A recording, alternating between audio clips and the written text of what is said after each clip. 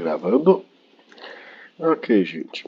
Na nossa última aula, nós vimos esse rapaz, o Quicksort, né? Deixa eu mostrar ele aqui de novo para vocês. A animação dele. Diga, Carlos.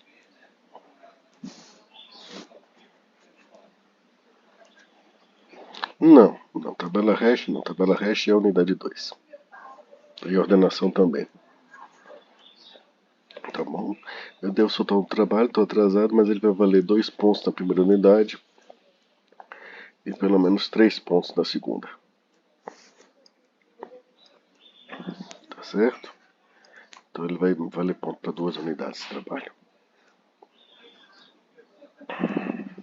Deixa eu pegar aqui nosso vetor padrão, né? Teste. Temos aqui nosso vetor padrão. E vamos ordenar ele com o Quicksort. O que a Quicksort faz? Ele tem um pivô e cria duas partições. A partição antes do pivô, que a gente está vendo marcado em verde, e a depois, que está em roxo. Não é isso? Quando ele... Deixa eu dar uma pausa aqui. Eu disse pausa.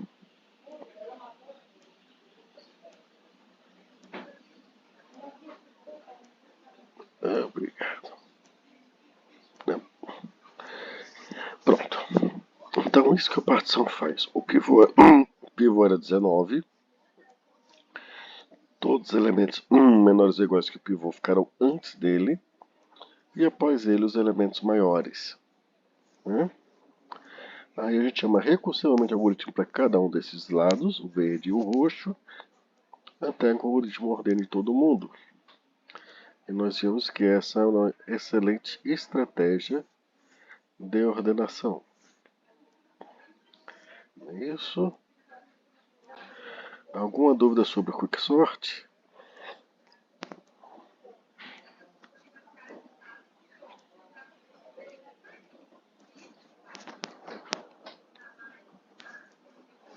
Não? Então vamos seguir um pouquinho em frente.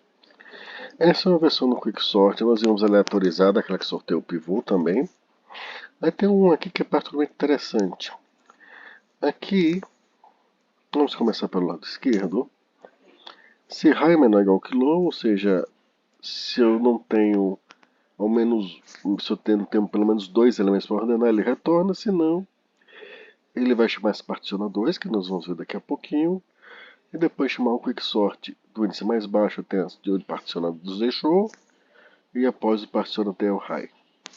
Entendidos do lado esquerdo? Vamos para o lado direito então, para que ninguém está reclamando. Se quiser abrir o microfone e falar, não precisa nem levantar a mãozinha, pode falar direto.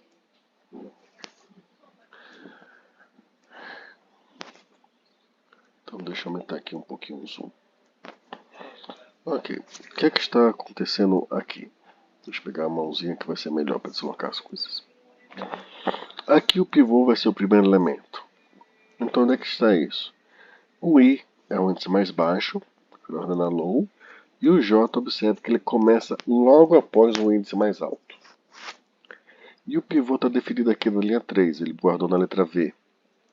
É o primeiro elemento do array. Estão vendo? Dúvidas sobre as linhas 1 a 3?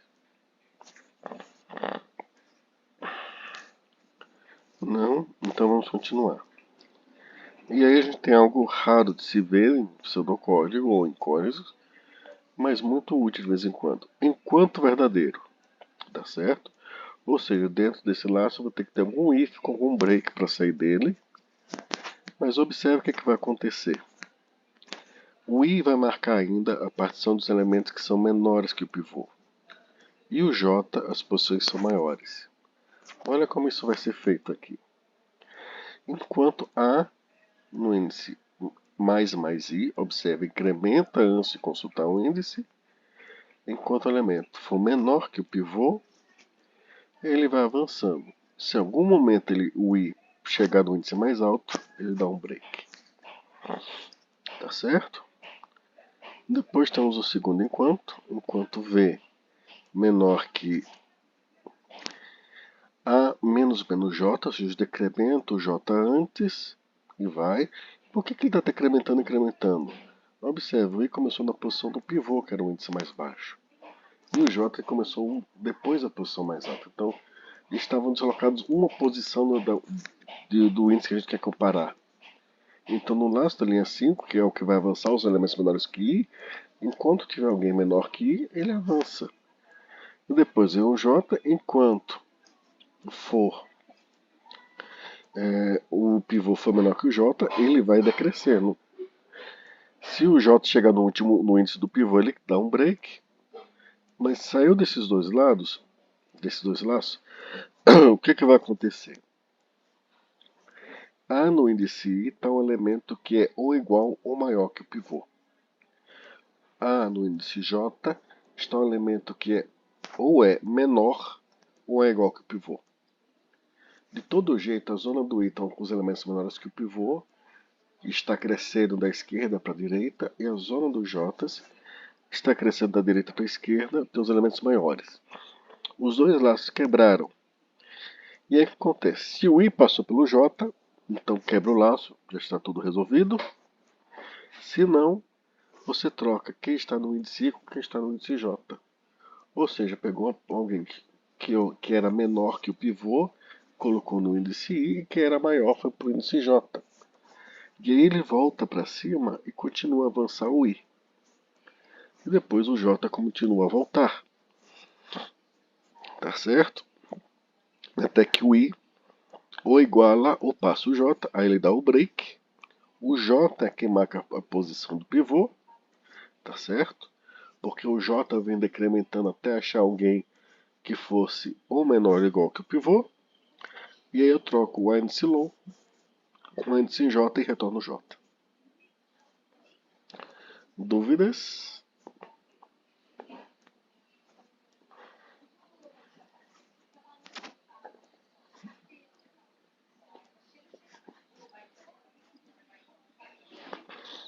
Não? Observações sobre esse método. O pivô aqui é o primeiro elemento, vocês já notaram isso? Mas mais que isso, observem que se o vetor já estiver ordenado, o I vai avançar até o final e o J até o começo. E o pivô vai para a posição correta dele. E aí você não vai ter tantos problemas ou menos problemas de ordenação de comparações. Mas ainda assim não vai ser tão bom quanto o aleatorizado. De todo jeito, está aqui mais um pivô, mais um quicksort. É tudo que tem no quicksort? Não, tem coisas muito mais elaboradas.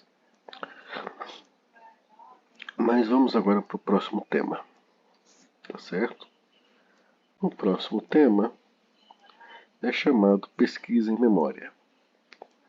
O que é pesquisa em memória? Dado um grande volume de dados em array, encontrá-los o mais rápido possível. Tá certo? Então, a gente vai ver pesquisa sequencial, binária, mínimo, máximo e iésimo elemento. Deixa eu explicar logo o que é esse iésimo. Vocês aprenderam em português, em matemática, no ensino fundamental, os termos primeiro, segundo, terceiro, quarto, quinto, sexto, sétimo, trigésimo, vigésimo, quinquagésimo, heptagésimo e assim por diante. Não aprenderam?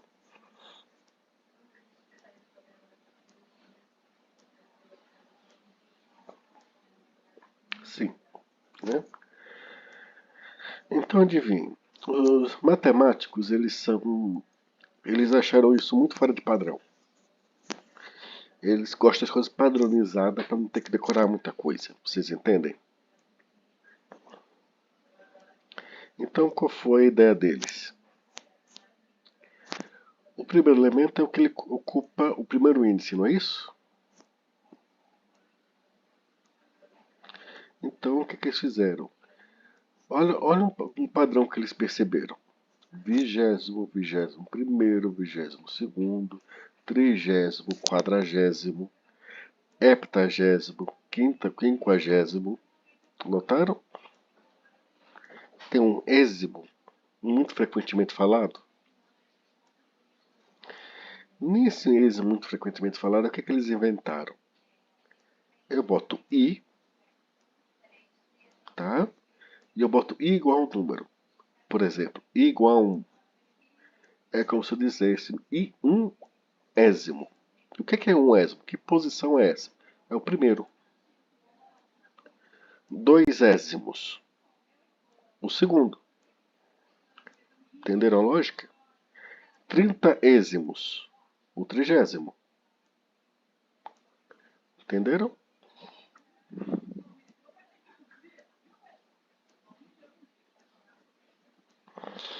Entendido. Tá bom. Então, isso foi uma invenção dos matemáticos. Então, é muito comum em análise de dados, às vezes em business intelligence, a pessoa falar o iésimo menor elemento. Né? Então, o i se dá a posição do elemento, você vai lá.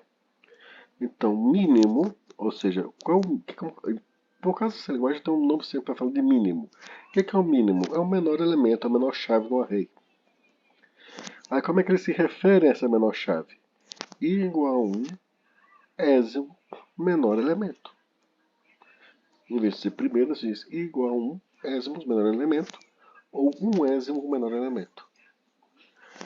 O maior elemento é chamado de máximo ou 1 ésimo maior elemento. É só essa lógica. Por que isso? Porque aí na hora de falar mediana, eles podem formalizar isso com outra forma. Você se lembra o que é mediana?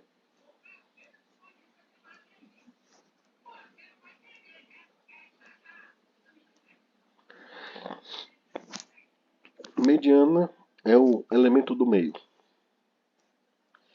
Tá certo? Então, deixa eu mostrar aqui um exemplo.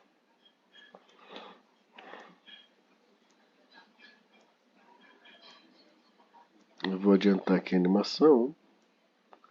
Aí você vai ver o que eu quero dizer.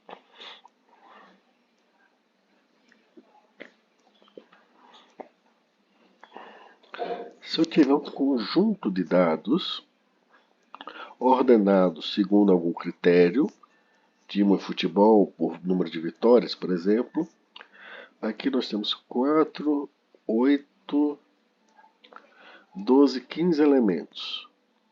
Então, o elemento do meio, o elemento de índice 8, 1, 2, 3, 4, 5, 6, 7, 8, é o 26. Ele é minha mediana. Porque ele é o elemento que ocupa a posição do meio se o vetor estiver ordenado. Entenderam? Entendido, Natanael? Entendido. Aí uma dúvida que às vezes as pessoas têm, e quando você tiver um número par de elementos? Né? Deixa eu botar aqui o número. Aí ele faz a média dos dois, não é? Aí uma forma é fazer a média dos dois, mas não é a única. Matematicamente tem, vamos dizer assim, 3 maneiras, pelo menos 3 maneiras de se calcular isso. Uma é a média dos dois, o outro é considerar os dois do meio como medianas. Aí se chama o i igual a, que ocuparia o índice do meio, n sobre 2, como mediana inferior, e aquele que é o índice sobre 2 mais 1, como mediana superior. Entendidos? É só um termozinho para casa. Eu não vou cobrar esse prova, não tem nada disso não. Mas isso às vezes vocês vão encontrar no livro alguém mencionando isso. Aí vocês sabem o que está se falando. Tá certo? Então, o que é o problema da busca? É dado um vetor, né?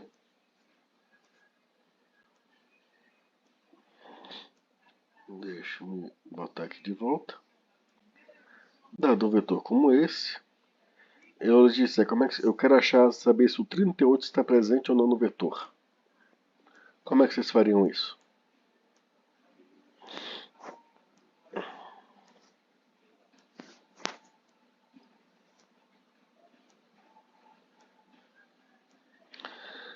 se eu tiver, por exemplo, um vetor com o nome de pessoas, como é que eu faria para descobrir que o nome com dados de pessoas, que um dado CPF, se os dados estiverem ordenados, nome por nome, vamos por nome. Se eu der uma lista de nomes, como é que você vai saber se, por exemplo, Vitória está presente? Como é que faz o programa para saber disso?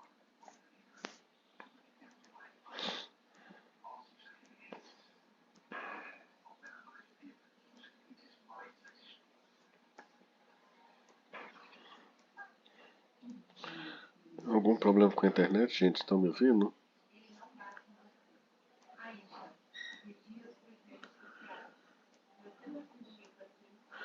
Itera sobre o vetor até encontrar uma maneira realmente, né?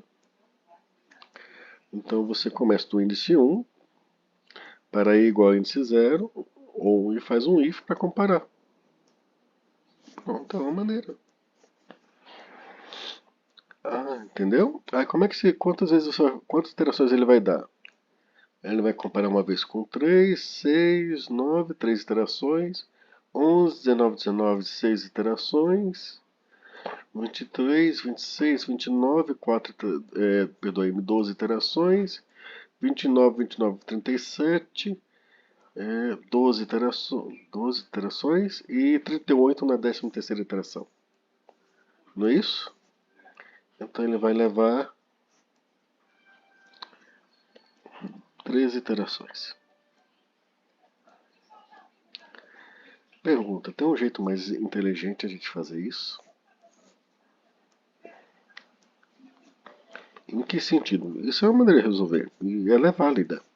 Se a gente não sabe resolver um problema, tem uma maneira melhor que não tem nenhuma. Com certeza tem um ganho nisso. Mas eu tenho algumas informações a mais aqui na tela, não é isso? A gente vê que o vetor está ordenado.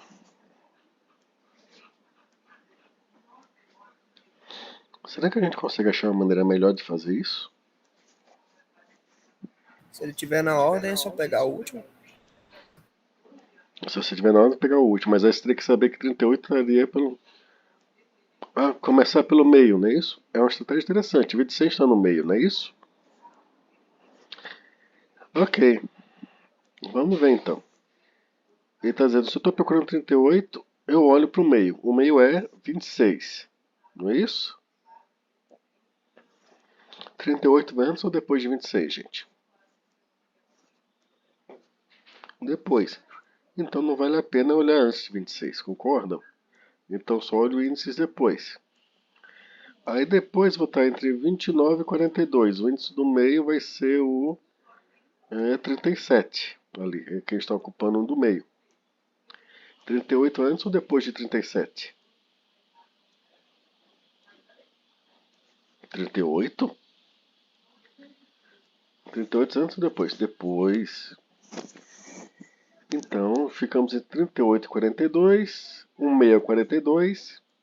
Desculpa, eu posso ter falado equivocado também. 38 antes ou depois de 42? É antes, aí ele acha. Aí quantas comparações ele fez? Fez uma vez com 26, uma vez com 37, uma terceira vez com 42 e a quarta vez com o próprio 38. Observe, você levou 4 comparações. A ideia que a gente está aplicando aqui é semelhante a alguém que já consultou um dicionário físico. Né? A ideia é semelhante a você consultar um dicionário físico. Você abre no meio do dicionário, a palavra que você procura é antes ou depois daquela posição. É depois. Então eu procuro depois do meio e antes do fim. Aí eu procuro se a palavra está lá e eu vou eliminando boa parte das palavras que eu buscaria se eu fosse iterar por cada palavra do dicionário. Não é mesmo? E aí eu tenho um ganho.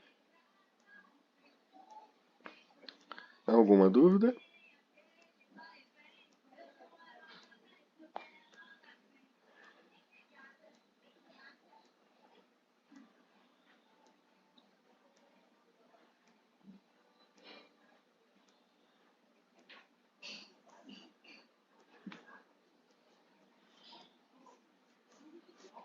Alguma dúvida?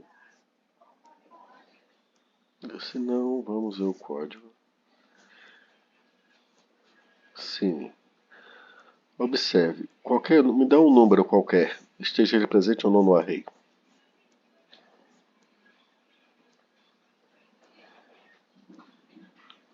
Sete. Minha estratégia, se eu fosse na busca sequencial, seria sempre começar do começo e varrer até o fim. Tá bom? O problema dela é que às vezes eu dou sorte e o número que eu procuro está no começo e tudo se resolve.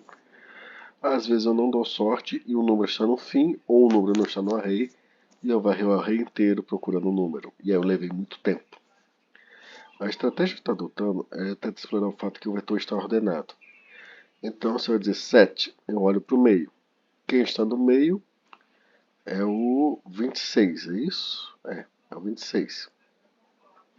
No que o 26 está no meio, depois eu vou até fazer um check disso, eu olho 7 é antes ou depois do 26? É antes. Então eu vou procurar antes da posição do 26. E aí eu vou estar no trecho entre 3 e 23. Nesse trecho eu olho o índice do meio, que é o 11. Estou vendo lá o 11.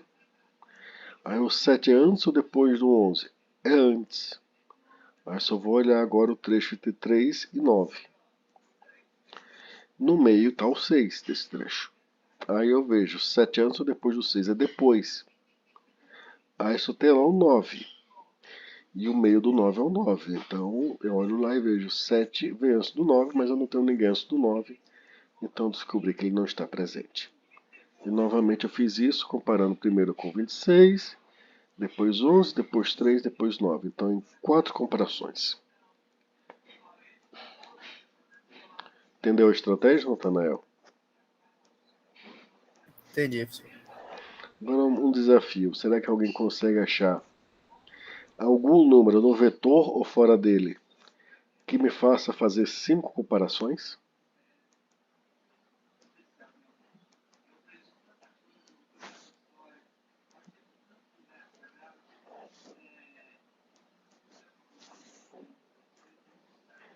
Dá uns 2 minutos você pensando aí. 2 minutos, 3 minutos. Quando o meu relógio é 10h37, quando chegar a 10h40, eu volto a perguntar. 3 minutinhos para pensar aí.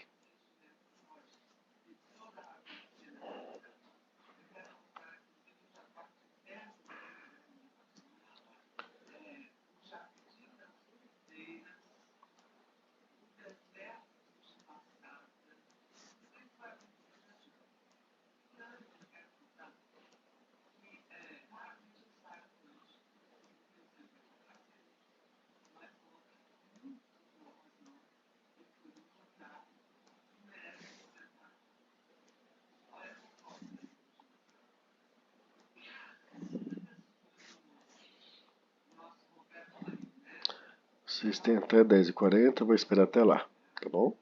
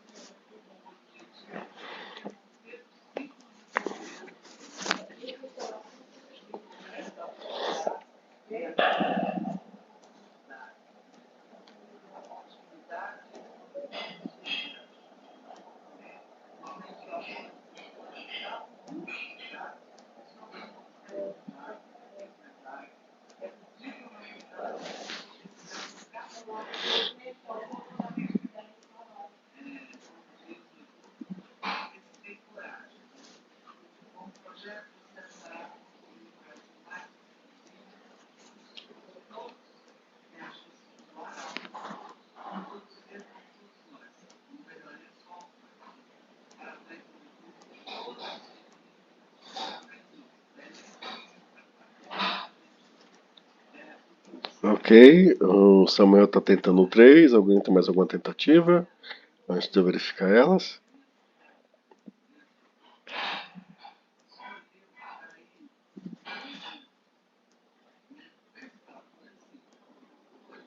Vamos lá então. O 3. Bom, 3, o primeiro elemento do meio aqui é o 26. 3 veio antes de 26, então eu fico com um trecho entre o 3 e o 23. E o elemento do meio daí é um 11. Então, 26 foi a minha primeira comparação, mas a segunda comparação vai ser com 11. O 3 veio antes do 11 e eu vou ficar com um trecho entre 3 e 9. Quem está no meio desse trecho é o 6, que é a minha terceira comparação. O 3 veio antes do 6 e eu fico com um trecho que vai de 3 a 3 só, e lá está o 3 na quarta comparação. Então, precisou de só 4 comparações e não 5. Chegou perto, Samuel, mas bateu na trave. Alguém tem mais algum número para tentar?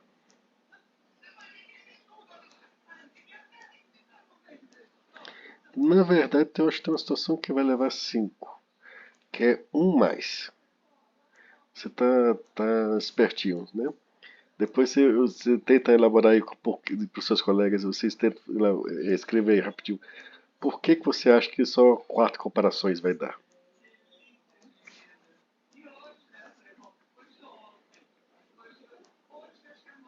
Porque tem 15 elementos. Qual é a relação dos dois?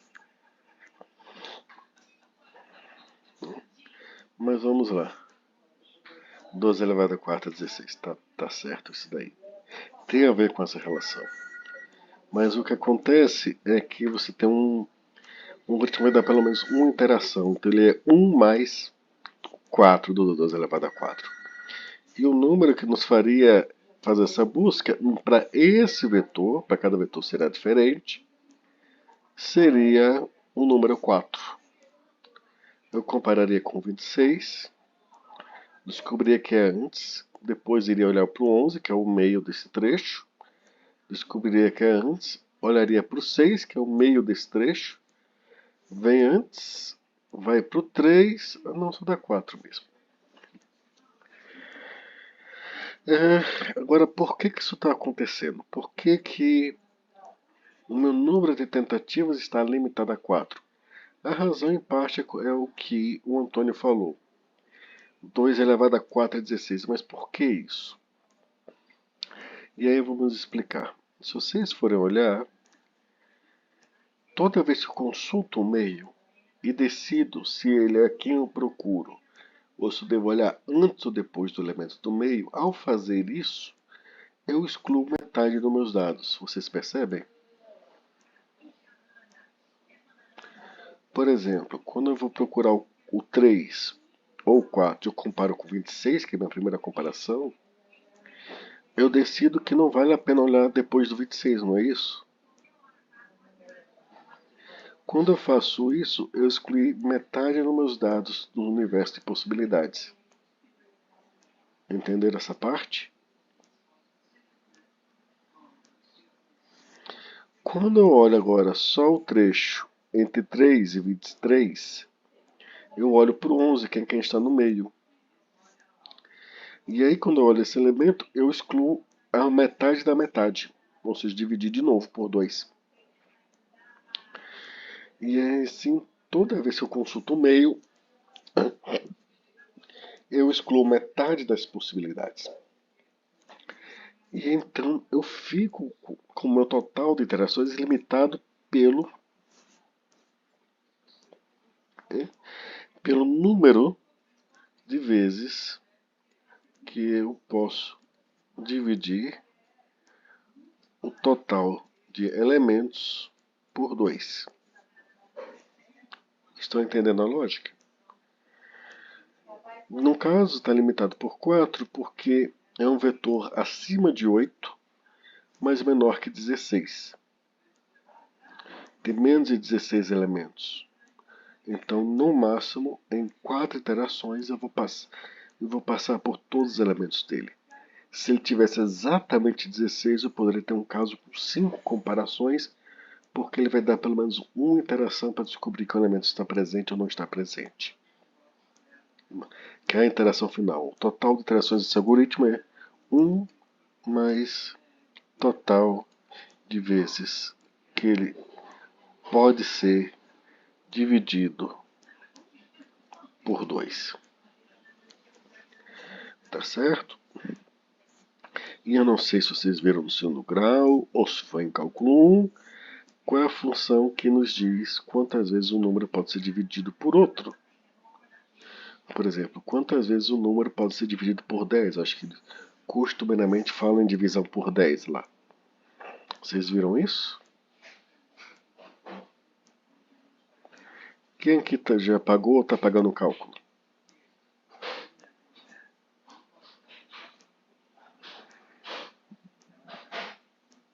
Ninguém? Tá difícil falar? A rede tá ruim?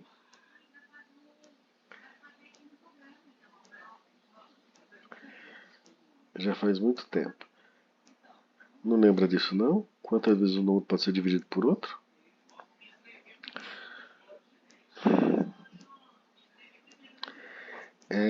E se eu lhes disser que é o inverso da exponencial?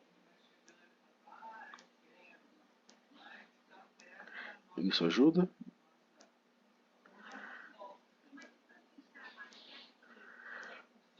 Log. Exatamente, é a log. Tá certo? Então, log ela é o inverso da exponencial. Por exemplo, log de 32 na base 2 é 5. Por quê? Porque 2 elevado a 5 dá 32. O que acontece aqui é que o número de vezes que eu excluo, quando eu excluo metade dos meus dados, é como se eu estivesse diminuindo o tamanho do meu array por 2. E o número de vezes que eu posso dividir um array por 2 é o log. Então, o log da base 2, eu vou escrever do tamanho do vetor, é o limite do número de iterações que eu vou ter. 1 mais esse log, para ser mais preciso. 15, se vocês forem ver, ele vai dar 3 e 1 quebrado em log. Deixa eu puxar uma calculadora aqui. A calculadora não vai ter log em base 2. Eita, mas não tem como fazer isso, mas eu vou ter que trazer muita propriedade de log. E eu não queria fazer isso. Deixa eu ver se eu consigo. Não. O melhor que eu tenho aqui é científica mesmo. Deixa eu ver se eu consigo botar uma operação aqui. Não.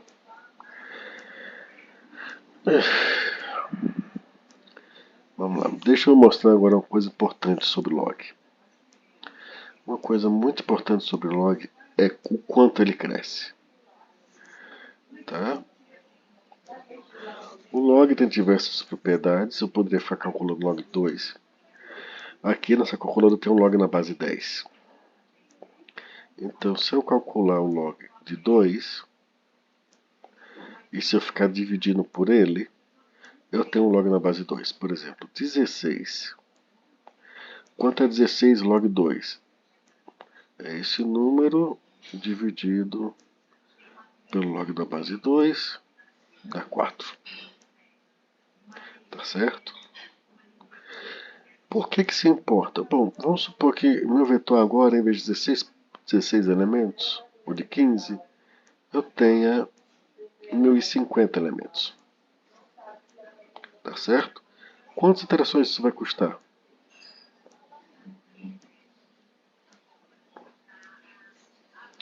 Entre 10, como tem um valor aqui um pouco acima de 10, entre 10 e 11 iterações. Entenderam? Então, o log ele está governando o número de iterações do laço que a gente vai ver no pseudocódigo. E a vantagem disso é que, por exemplo, agora eu vou para 1 milhão,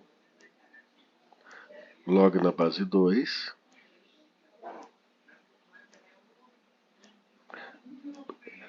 é 6 dividido pelo log da base 2, é 19 quase 20. Então ele vai levar 20 iterações em um vetor de 1 milhão de elementos para achar se o número está presente ou não. O que isso tudo quer dizer? Quer dizer que o log cresce muito lentamente em comparação com a nossa forma habitual de organizar o laço. Então, essa forma de organizar o laço por log, ela aumenta em muito a eficiência. E a gente vai ver a estrutura disso. Em termos de gráfico matemático, atenção ao primeiro gráfico, só o primeiro, tá? Aqui, essa linha verde é a função x. Y igual a x. 10 é 10, 20, f de x de 20 é 20 e assim por diante. Ela cresce nesse ritmo que vocês estão vendo no gráfico.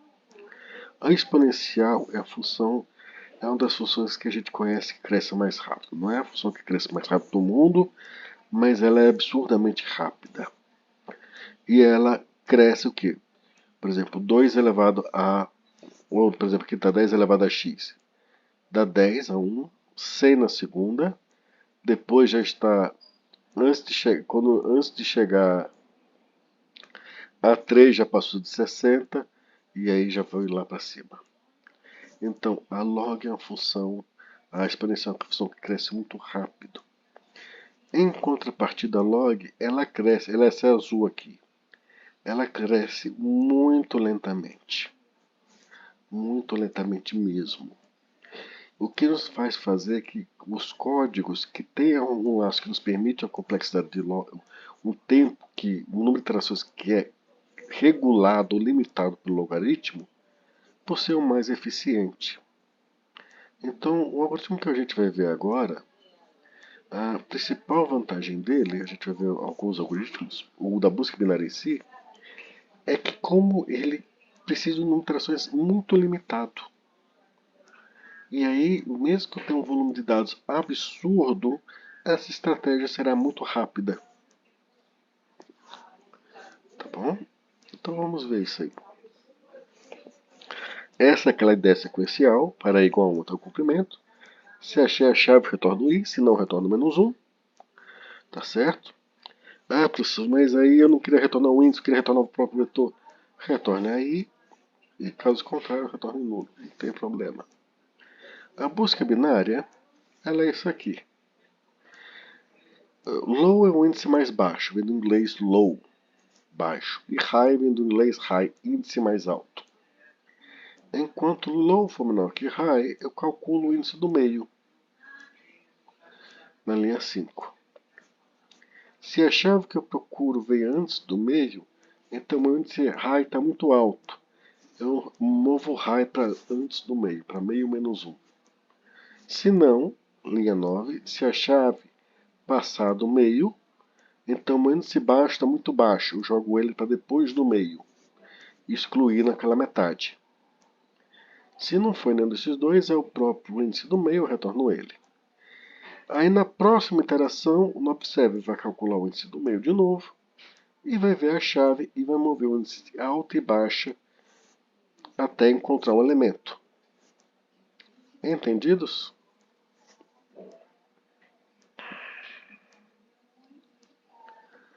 Observe que nesse caso a gente... se eu quiser começar em 0, é só trocar o low por 0 e o high por n-1. Tá certo? Mas o resto permanece igual. Aí ele vai em cada iteração excluindo metade. E com isso eu fico com um número mais de iterações preso no log. E esse log me garante que isso aqui vai ser a estratégia mais eficiente. Tá bom? Considerações. Execute isso aqui na mão algumas vezes. Esse algoritmo só é perfeitamente... Ele é simples, ele é besta. Você só entende bem como ele funciona depois que você faz ele na mão algumas vezes. Ou seja, pega uma sequência de números ordenados e fica seguindo ele na mão. Faça um programa na mão mesmo. Aí ele fica, depois que você entender ele na mão, fazendo as 3, 4 buscas, aí você consegue implementar ele de cor salteado sem muitos problemas. Tá certo?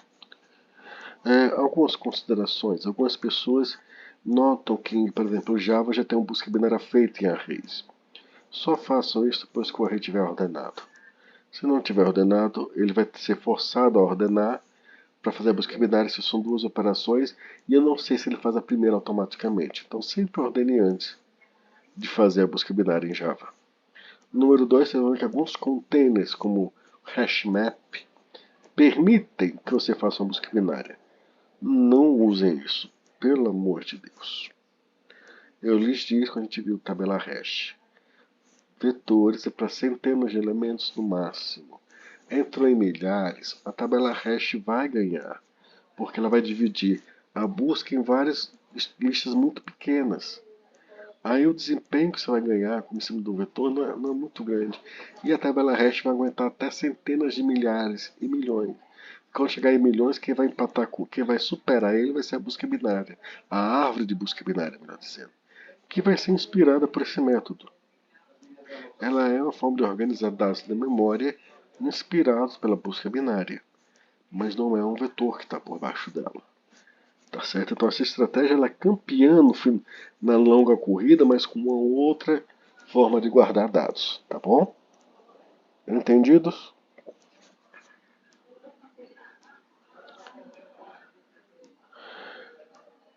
Dúvidas?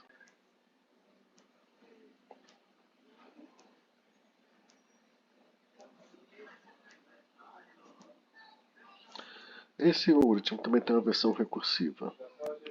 Como é a versão recursiva dele? É essa aqui. Observe que aqui eu tenho que ter acesso ao vetor A, a chave e ao índice mais baixo e mais alto. Mas aqui não faz diferença se começar no 0 ou no 1. Se low menor que high, porque se acontecer do high ficar abaixo do low ou igual a low, então nós não encontramos o elemento. Perdão, abaixo do low. Se for igual, ainda tem uma chance, mas se o high ficar abaixo do low, não tem como. Então na linha 2 a gente calcula o índice do meio, tá certo? Se a chave que a gente busca está antes do meio, eu rechamo a busca binária e retorno o valor, né? Só que observe, nessa chamada na linha 4, eu vou ter aqui do low até o índice mais alto substituído por meio menos 1. Então na próxima chamada da recursão, o high vai ser meio menos 1. Se não, se a chave passar do meio, então eu chamo a busca binária na linha 7, na mesma chave, para depois do meio até o high. Tá certo? Se não entrou nesse sim sinal das linhas 3 e 5, 6, então achei o elemento, eu retorno o índice no meio, ou retorno menos 1, caso eu não tenha achado. Alguma dúvida?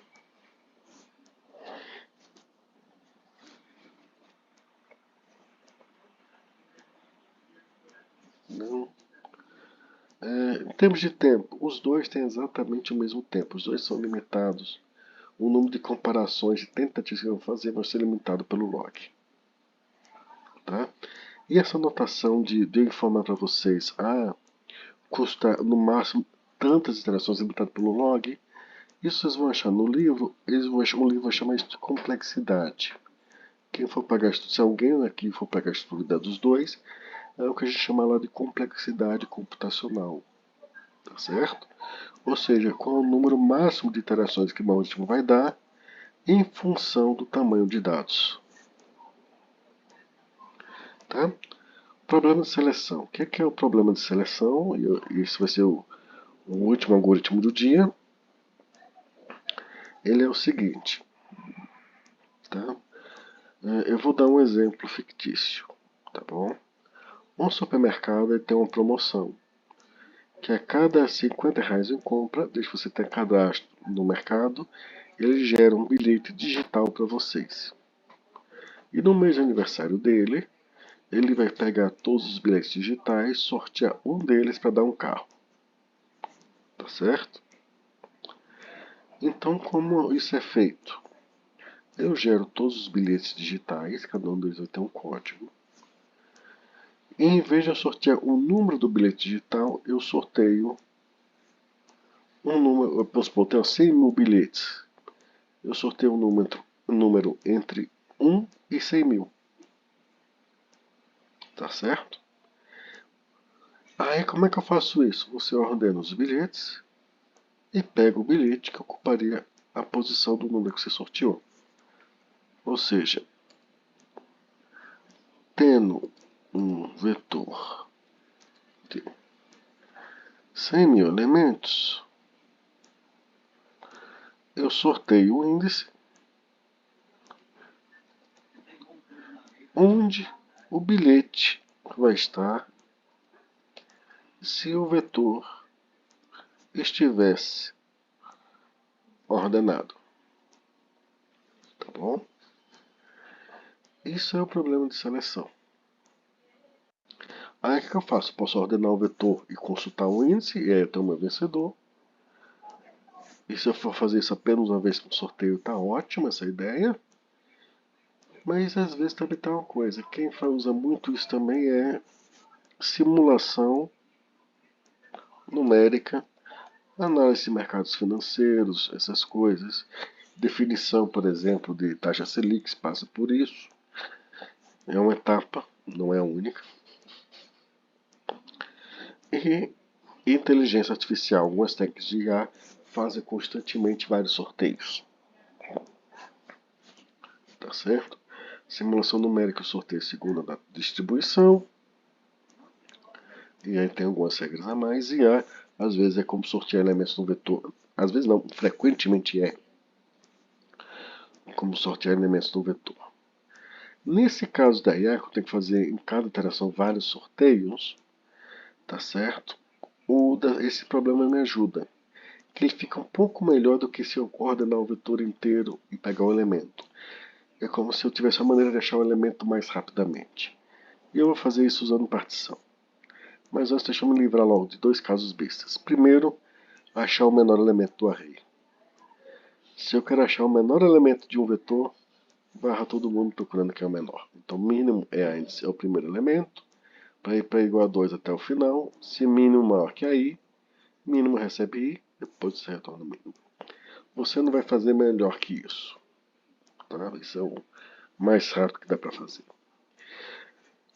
Só dá para fazer melhor que só dá para fazer aqui melhor que isso daqui se o que você quer não é o menor elemento, mas um elemento que ocuparia um índice i se o vetor estivesse ordenado.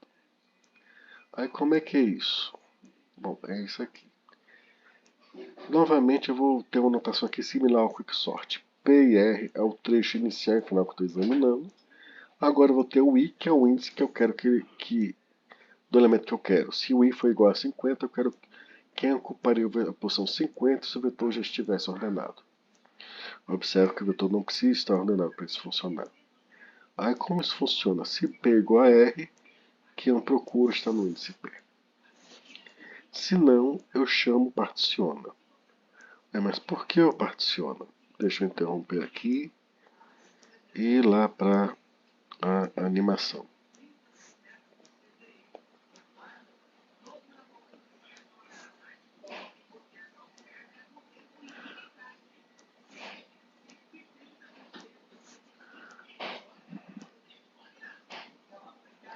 Eu vou criar o vetor embaralhado. Eu vou reduzir aqui a velocidade um pouquinho, tá? E vou mandar ele ordenar. O quicksort ele vai criar dessas zonas. A zona verde que a gente viu que é menores que o pivô e a zona roxa que são os elementos maiores que o pivô. É isso. E no final, que é essa parte eu quero dar uma pausa, ele coloca o pivô na posição correta. Por que eu vou usar o rand de seleção ali? Eu vou pegar a posição onde o pivô ficou e usar ela como comparação. Novamente a ideia do dicionário, eu abri um dicionário na página qualquer. No caso, a página que eu abri está o pivô na posição correta. Aí eu olha, aqui o pivô aqui ficou na posição 4. Quem eu procuro ver antes ou depois da posição 4? Ah, vem depois. Então eu vou jogar vou procurar só depois de onde o pivô ficou. Tá certo? Essa é a ideia. Entenderam? Mais ou menos. Vamos ver o código.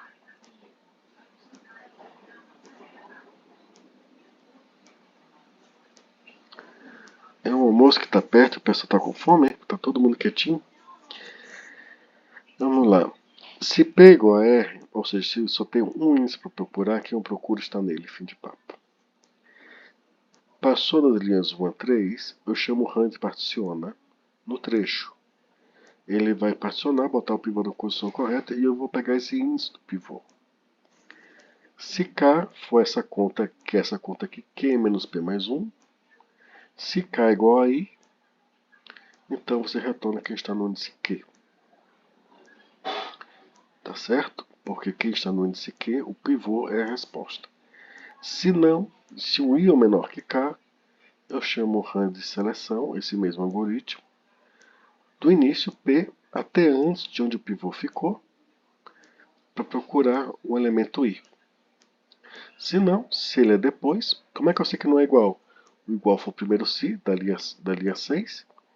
Então, se não é igual, se não é menor, só sobrou maior.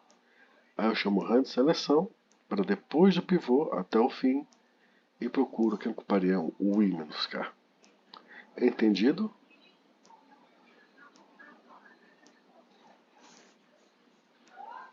Ok. Bom, gente, era isso por hoje. A gente vai se ver quinta-feira, então, presencial. Tá certo? Esse rapazinho é usado às vezes em EA, porque tem muitos sorteios entre opções e problemas discretos em EA lá. A gente usa um pouco mais esse rapaz lá, tá bom? Até quinta-feira. Quinta-feira a gente faz uma aula sobre a lista de exercício, tá bom? Mas é aula para tirar dúvida, ou seja, você já tem que chegar tendo feito alguma coisa, tá bom?